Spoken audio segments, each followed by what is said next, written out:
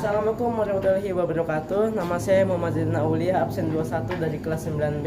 Saya di sini akan mempresentasikan kepada Anda semua tentang bab 2 kelas 9 tentang makna pembukaan UUD 1945. Terima kasih, selamat menyaksikan. Ya, halo semuanya, saya di sini akan menjelaskan tentang alinea pertama terlebih dahulu.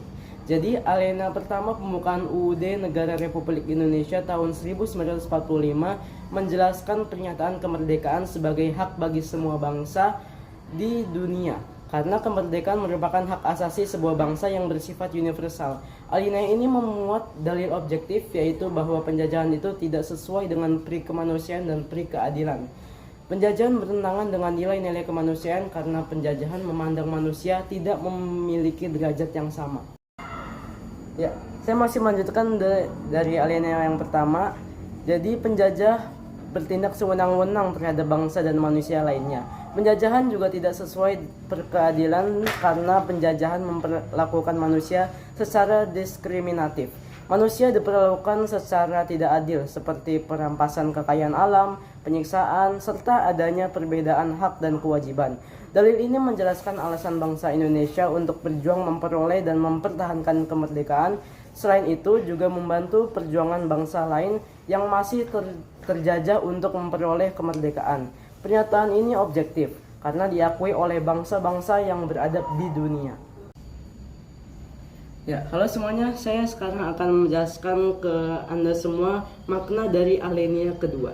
Jadi sebagai bangsa Indonesia kita harus menyadari bahwa kemerdekaan bukanlah akhir dari perjuangan bangsa. Kemerdekaan yang diraih harus mampu mengantarkan rakyat Indonesia menuju cita-cita nasional, yaitu negara yang merdeka, bersatu, berdaulat, adil dan makmur. Negara yang merdeka berarti negara yang terbebas dari penjajahan bangsa lain.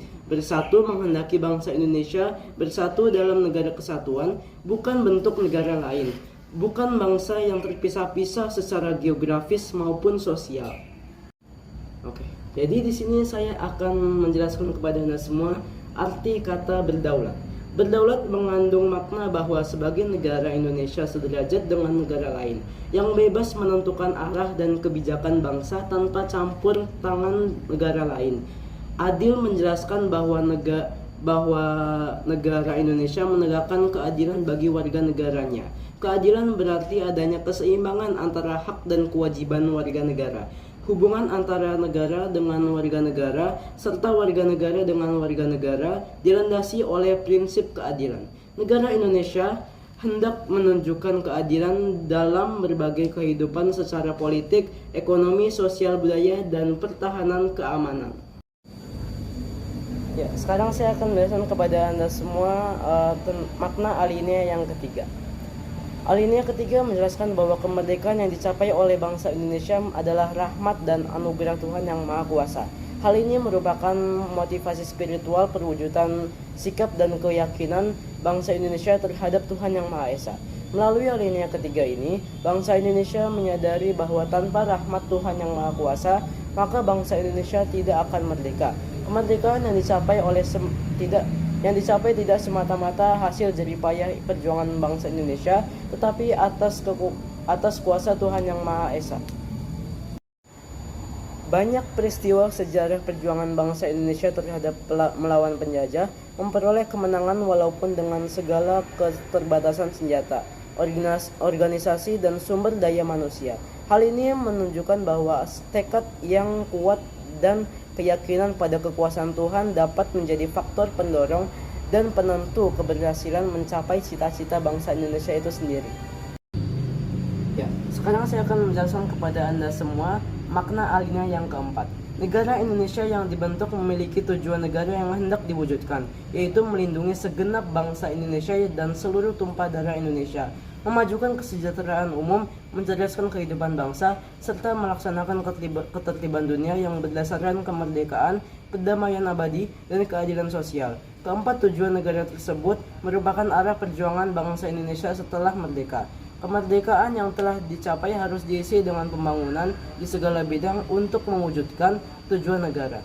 Dengan demikian, secara bertahap terwujud cita-cita nasional yaitu negara yang merdeka, bersatu, berdaulat, adil, dan makmur.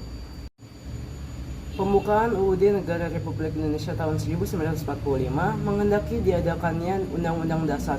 Maksud Undang-Undang Dasar di sini yaitu batang tubuh atau pasal-pasal kehendak ini menegaskan prinsip Indonesia sebagai negara hukum. Pemerintahan diselenggarakan berdasarkan Undang-Undang Dasar, tidak atas kekuasaan belaka. Segala sesuatu harus berdasarkan hukum yang berlaku.